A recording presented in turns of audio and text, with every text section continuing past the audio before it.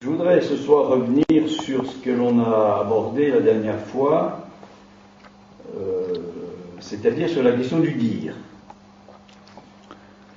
Depuis, j'en ai parlé lors du colloque d'assistance à l'UNESCO et j'ai essayé de transmettre dans quelle mesure le droit au féminin, puisque c'est comme ça que finalement j'ai appelé la conférence, dans quelle mesure le droit au féminin, dans ce colloque sur les droits de l'homme, non seulement avait été oublié, mais enfin ça,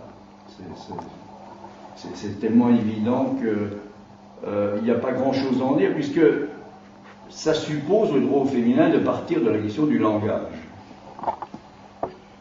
Et notre pratique de psychanalyste, et comme je le disais à cette occasion, celle aussi de chanteur lyrique, part de là, c'est-à-dire du fait qu'il y a, pour l'être parlant, cette existence du savoir de l'autre. Bien sûr, chaque terme est à préciser. Existence du savoir de l'autre qui permet de s'approcher de ce qui est au-delà du dit et qu'on oublie, qu'on dise reste oublié, et qui est la question du dit. Alors je voudrais aujourd'hui continuer dans cette perspective, puisque l'intérêt de cette dimension du dire, c'est de nous approcher de la signifiance, de la question du signifiant, puisque on peut évidemment avancer ça, l'expérience le prouve, il n'y a du signifiant que du lieu de l'autre, c'est-à-dire de ce lieu d'existence, c'est-à-dire du fait que tout ce qui est pris dans les limites de la signification,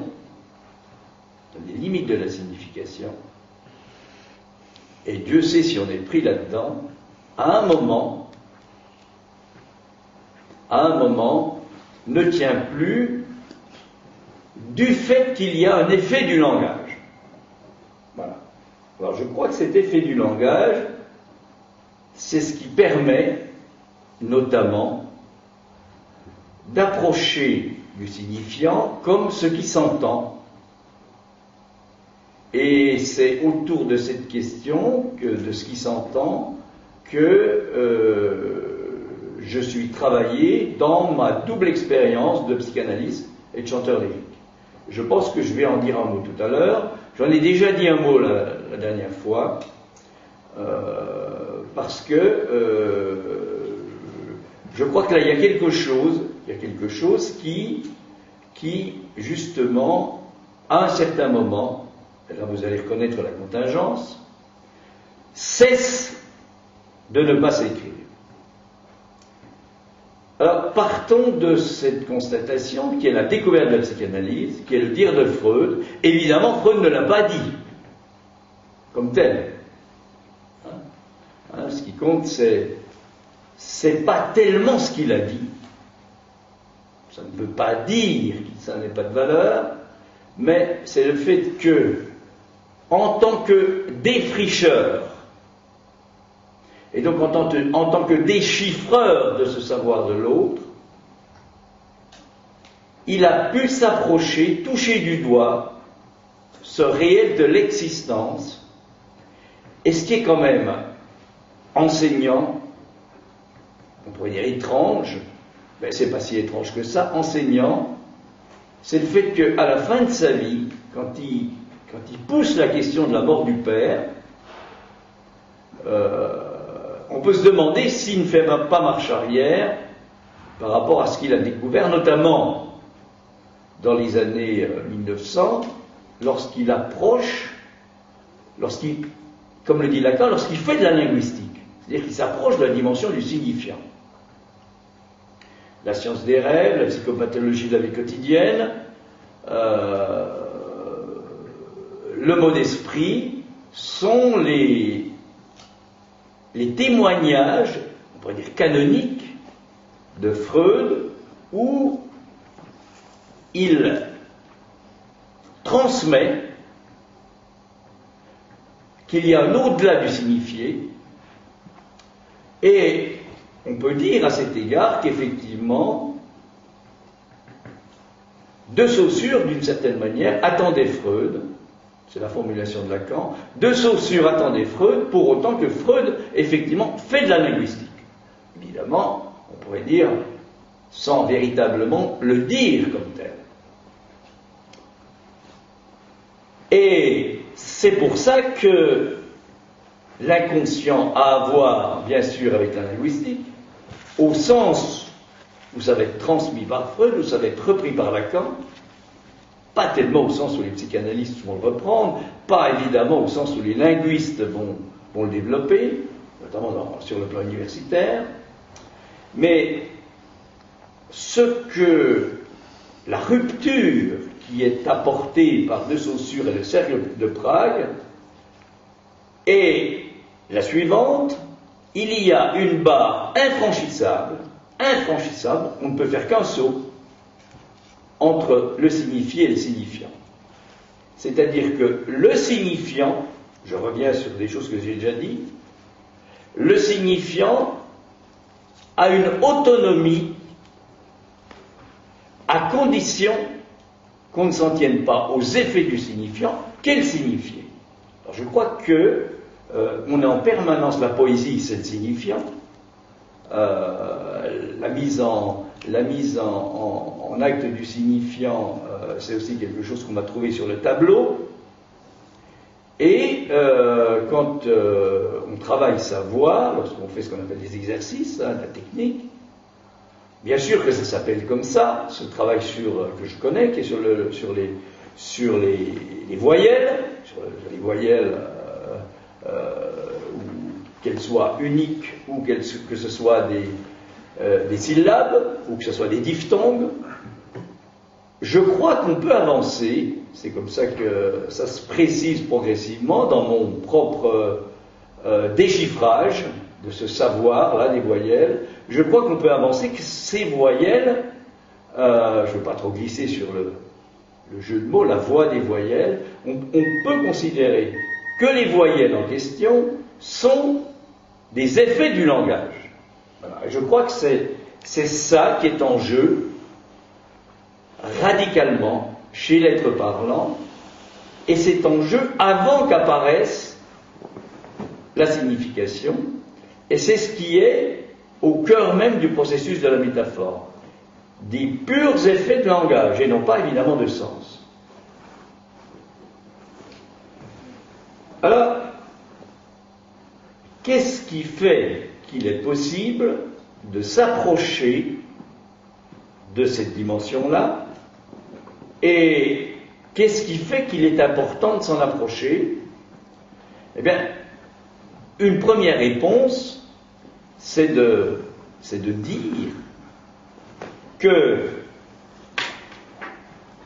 le fait de penser, ça c'est dans le droit fil de la découverte de Freud, ce que Freud décrit dans la science des rêves, c'est que la pensée est la conséquence de ce qu'il appelle une élaboration secondaire, qui s'appuie sur un processus qui est la censure.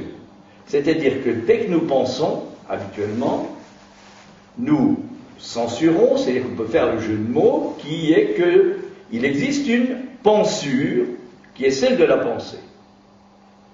Et la pensée, qui va définir des éléments délimités,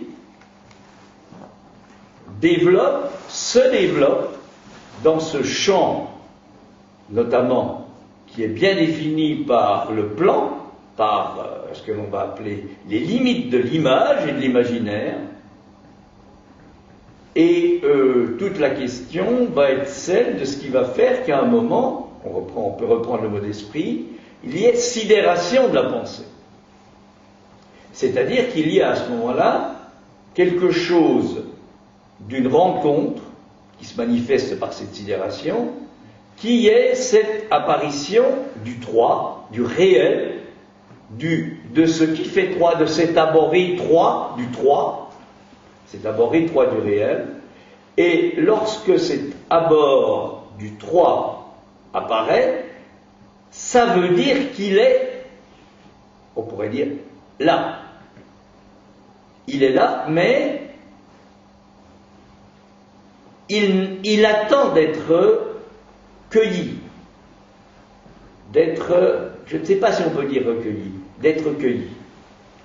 Et la dimension, pas du sonore, la dimension du signifiant, pour le psychanalyste, la dimension du son, encore faut-il préciser un peu ça pour le chanteur lyrique, est quelque chose qui est très proche et qui nous fait toucher à cette dimension du trois, pour autant que lorsque le chanteur lyrique, je prends cet exemple-là parce que c'est celui que je connais, en plus je dirais le ténor lyrique, c'est une certaine catégorie de ténor, c'est pas uniquement un adjectif qui vient comme ça qualifier le ténor qui chante dans le lyrique, non, parce qu'il y a différents types de ténors, les ténors légers qui sont très très hauts, qui ont une voix pas très puissante mais qui est assez haute. Ensuite il y a les ténors lyriques, et ensuite il y a des ténors qui ont une voix moins haute et moins chargée en harmonique. C'est-à-dire que le ténor lyrique est celui qui a la voix qui est, c'est ce que je pense, la plus chargée en harmonique. C'est-à-dire quoi? C'est-à-dire, là il y a un saut à faire, je ne sais pas comment on peut le faire, là j'insiste, je défriche ces harmoniques qui viennent évidemment du corps de celui qui chante, mais c'est pas, même si on peut décrire ça sur le plan anatomique, physiologique, c'est pas ça qui est en jeu.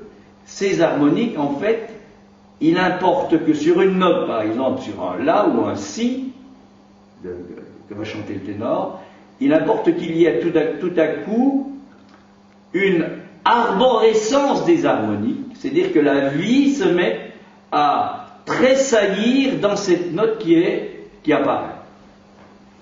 Donc, il y a quelque chose là, qui est un effet de langage particulier, qui peut permettre à celui qui est récepteur, et celui qui est récepteur, c'est pas tellement celui qui chante, il pourra l'être, c'est comme dans le mot d'esprit, mais celui qui est récepteur, de par l'apparition de cette arborescence des harmoniques, d'entendre quelque chose. Alors c'est la grande question, d'entendre quoi?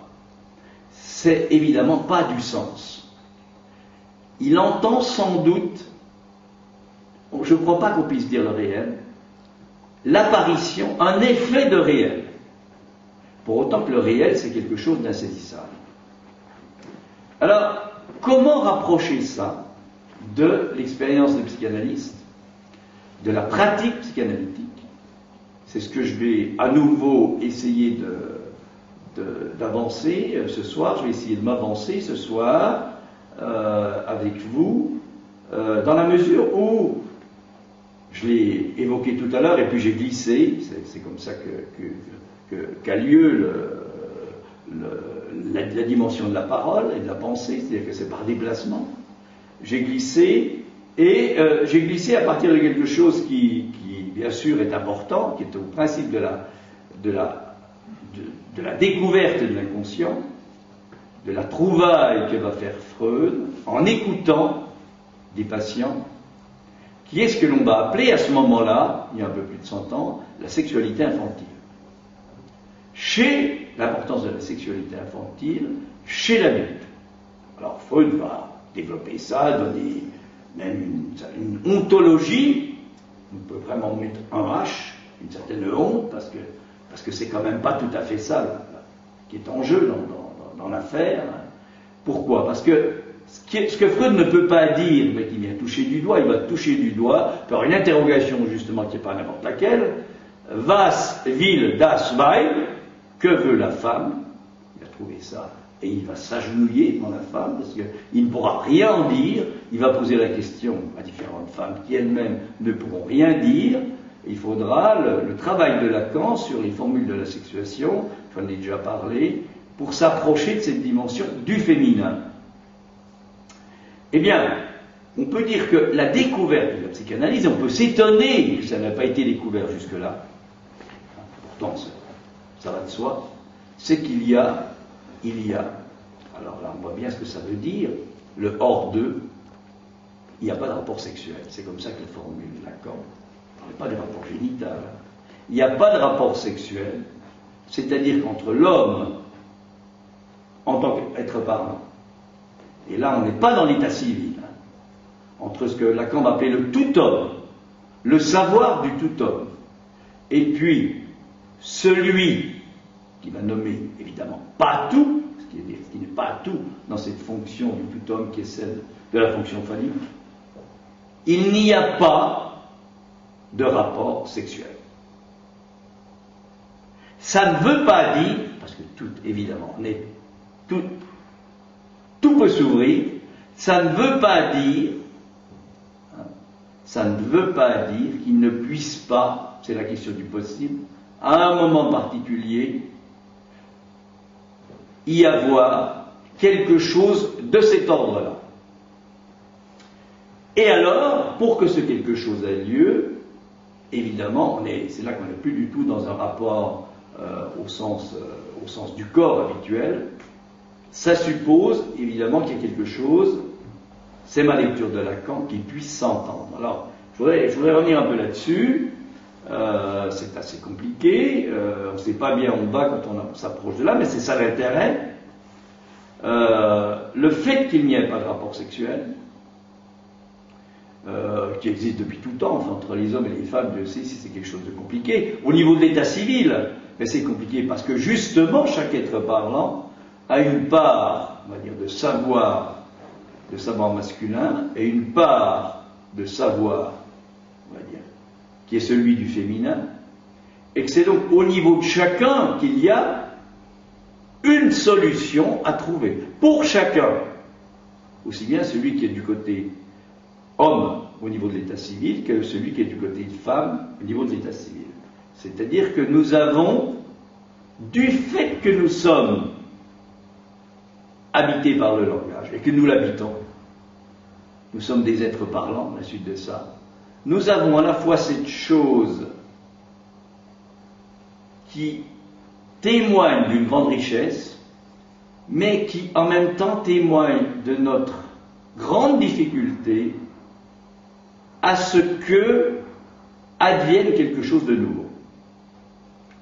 Alors, il n'y a pas de rapport sexuel du fait que, effectivement, la jouissance de l'autre, de ce lieu d'existence de l'autre, elle est très problématique. Hein, si on parle de ce lieu d'existence de l'autre, c'est pas quelque chose qu'on peut toucher comme ça, qu'on peut pas le contrôler, c'est ce lieu qui vient vers nous et qui nous contrôle à un certain moment.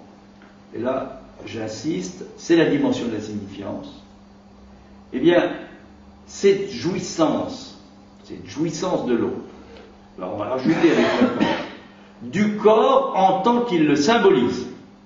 Bon, tous des éléments qu'il faut un peu préciser, mais on le précise de plus en plus. Donc vous voyez la dimension du corps qui est en jeu. C'est pas le corps évidemment qu'on observe, hein, fût-ce avec les appareils les plus perfectionnés, scanner, IRM, etc. C'est autre chose.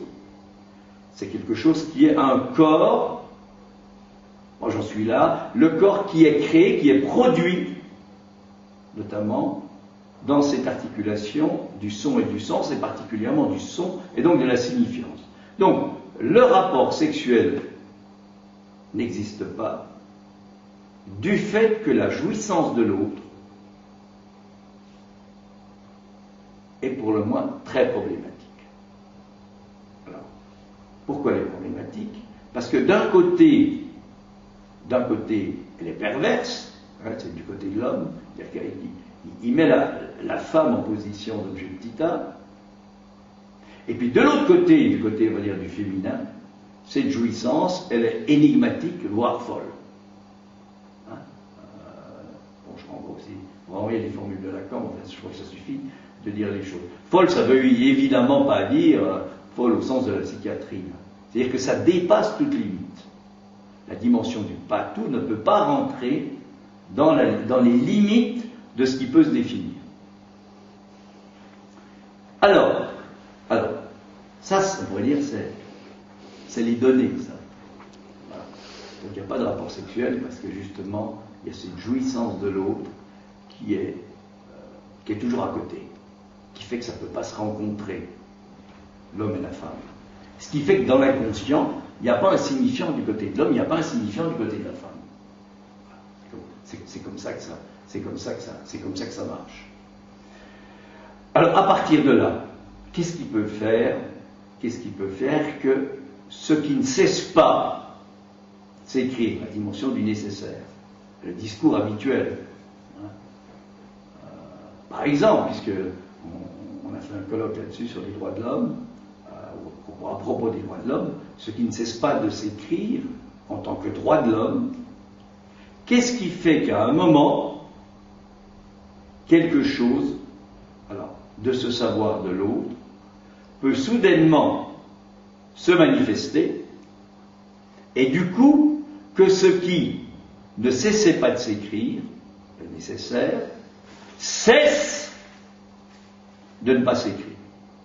Alors, il y a quelque chose d'extraordinaire, c'est que, vous voyez, qu'une négation qui se déplace fait changer tout à fait l'univers de l'être parlant, et que cette dimension du contingent, ce qui cesse de ne pas s'écrire, va conduire à la dimension du possible, qui est ce qui cesse de s'écrire.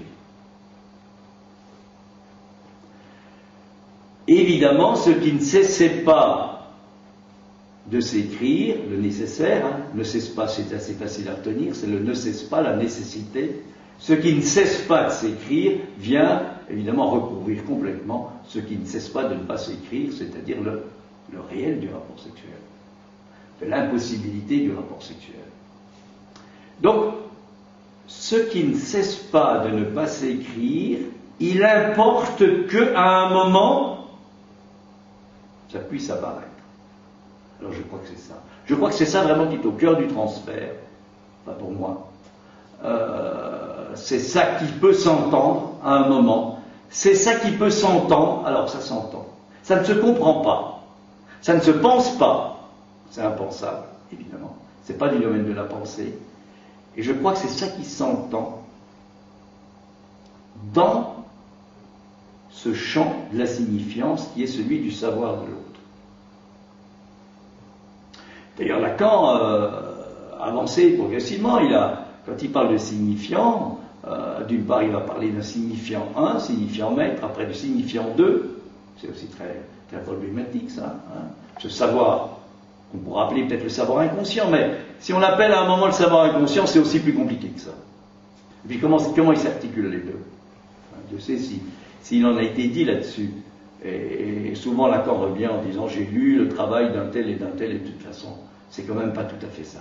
La grande approche inestimable de Lacan, c'est de partir de cette chose qu'on peut chercher à comprendre, mais il ne faut surtout pas essayer de la comprendre. Le signifiant présente le sujet pour un autre signifiant. C'est-à-dire que, en aucun cas, le signifiant est quelque chose pour quelqu'un. Ça c'est le signifié. Ça, c'est une certaine approche de la linguistique dans ce sens-là. C'est-à-dire, dès qu'on pose le signifiant comme représentant quelque chose pour quelqu'un, par exemple, la fumée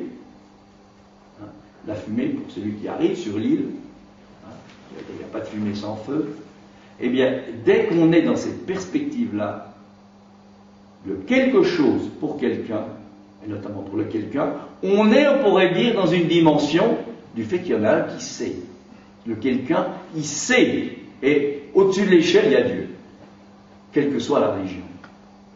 Il y a Dieu qui sait. C'est-à-dire qu'on fait référence à l'être et finalement à l'être suprême.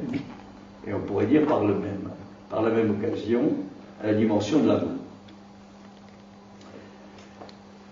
Néanmoins, reste la question du quelque chose. Si ce quelque chose, c'est ce que l'on appelle la division du sujet, bien sûr, dès qu'il y a quelqu'un, ça ne va plus, puisqu'on est dans le signifié. C'est-à-dire que dès qu'on rabat le signifiant sur le quelque chose pour quelqu'un, sur le quelqu'un, à ce moment-là, on n'est plus dans le champ de la signifiance. On est dans cet espace particulier de la pensée habituelle, de la compréhension, qui est le champ du deux. Et on est dans ce qu'on peut appeler avec Lacan un rêve. On est dans ce rêve éveillé qui est celui de la pensée. Si on prend vraiment la découverte de Freud à la lettre, à savoir que la pensée résulte de l'élaboration secondaire, on en déduit que toute pensée est un rêve. Toute pensée est un rêve. Et que depuis toujours, l'être parlant n'a cessé de rêver. Et il a rêvé quoi? Il a rêvé qu'il y a un rapport sexuel. Et cette articulation entre l'homme et la femme qu'il a rêvé depuis toujours, il l'a mis au cœur même de la connaissance, avec toute la dimension du dualisme qu'on peut y retrouver, l'âme, le corps, l'esprit, le corps, tout ce qui relève du deux, est une certaine façon de prendre en compte le fait qu'il y a un rapport sexuel, c'est-à-dire que il n'est pas possible qu'il n'y ait pas, plus exactement. Il est impossible qu'il y ait un rapport sexuel, cette impossibilité du réel. Donc vous voyez que le réel enjeu, on parle du traumatisme, c'est le traumatisme lié à l'absence de rapport sexuel, c'est pas le traumatisme lié à une cause quelconque. Ça va être par déplacement, et encore. Et tout ceci, ça se joue dans un discours particulier, qui est ce que Lacan va écrire comme le discours analytique, justement avec des lettres, c'est-à-dire avec des choses qu'on ne pourra pas définir comme telles. Et c'est à partir du discours analytique qui va pouvoir distinguer trois autres discours. C'est pas l'inverse. C'est pas, on va d'abord définir les autres discours, et puis après on va définir le discours analytique. Non, c'est à partir du moment où il est précisé que la psychanalyse, alors là, Freud, on peut faire un clin d'œil à Freud, mais de toute façon, Freud ne va pas là. La psychanalyse n'est pas une science. Il est inutile, Sigmund Freud, d'essayer de rattacher la psychanalyse à la science. Évidemment, Freud, lui, il a déchiffré tout ce qu'il a pu, il était tout seul, on ne peut pas lui en demander plus, mais il avait besoin de cet appui. Or ça, c'est son errance, c'est même son ère particulière, et il importe, surtout dans le temps actuel, de différencier tous les discours intéressants, tous ceux qui expliquent toutes sortes de choses, mais qui ne prennent pas en compte l'inconscient, et le discours analytique qui seul prend en compte la dimension de l'inconscient. Tout en sachant que l'inconscient, on ne peut pas le définir, puisque c'est le réel de l'inconscient. Alors, vous voyez que il n'y a pas de rapport sexuel, c'est pas du tout quelque chose qui est à prendre comme une privation ou une frustration. C'est une donnée de départ. Et que c'est très important, puisque c'est en récusant ça que va se développer toute connaissance. Ce qui fait dire à Lacan, par définition, la connaissance non plus n'existe pas. C'est un rêve. C'est un rêve, comme le reste, comme la pensée. Mais entendons bien, un rêve, ça ne veut pas dire que c'est rien du tout. C'est quelque chose d'important. C'est quelque chose d'important parce que c'est à partir de là que quelque chose va pouvoir s'élaborer entre les différents penseurs que nous sommes. Le problème, c'est ça qu'on découvre dans la cure, dans le discours analytique, c'est que, à un certain moment, ce savoir pédiculé, qui est le savoir inconscient, va se manifester de telle façon que va apparaître quoi? L'angoisse, l'inhibition, symptômes. Je reprends les trois termes de Freud. qui font que, en se mettant à quoi? Au travail. Et Dieu sait si c'est pas facile. Hein. Au travail, à partir du fait de parler, c'est-à-dire qu'est-ce que c'est que parler? Qu'est-ce que c'est que parler? Alors on peut à nouveau retomber dans le dualisme. Il y a la parole, il y a les vaines paroles, et puis il y a la parole tout à fait pleine, comme on dit. Ouais. Mais ça ne dit pas grand-chose des choses. Par contre, si on est dans l'idée que lorsqu'on parle, finalement, c'est-à-dire que lorsqu'on est dans la pensée, dans les mots, hein, lorsqu'on bafouille avec des mots, comme dit Lacan, lorsqu'on bafouille avec les mots, hein, parce que c'est comme ça que ça se passe dans la queue, on essaie de bafouiller, et Dieu sait si c'est compliqué, parce que même si on bafouille, on a peur de parler. Le fait de bafouiller avec des mots permet que quelque chose d'autre, une autre présence, soit là. Et cette autre présence, appelons-la signifiance,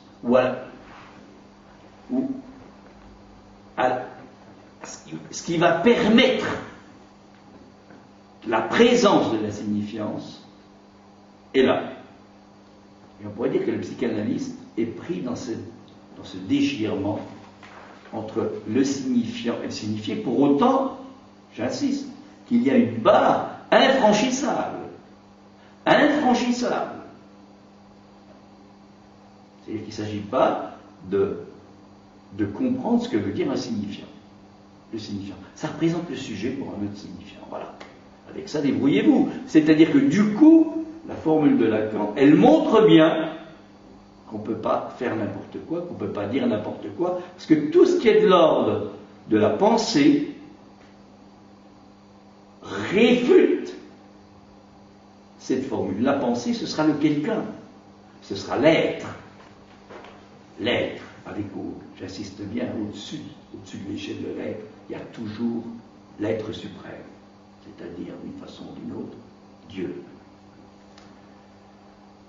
On en arrive donc à cette question, vous voyez, c'est difficile, je reviens, je tourne autour, qui est celle de l'importance. L'importance, on pourrait dire structurale, mais la structure, c'est pas tout à fait ça c'est la structure telle qu'on imagine.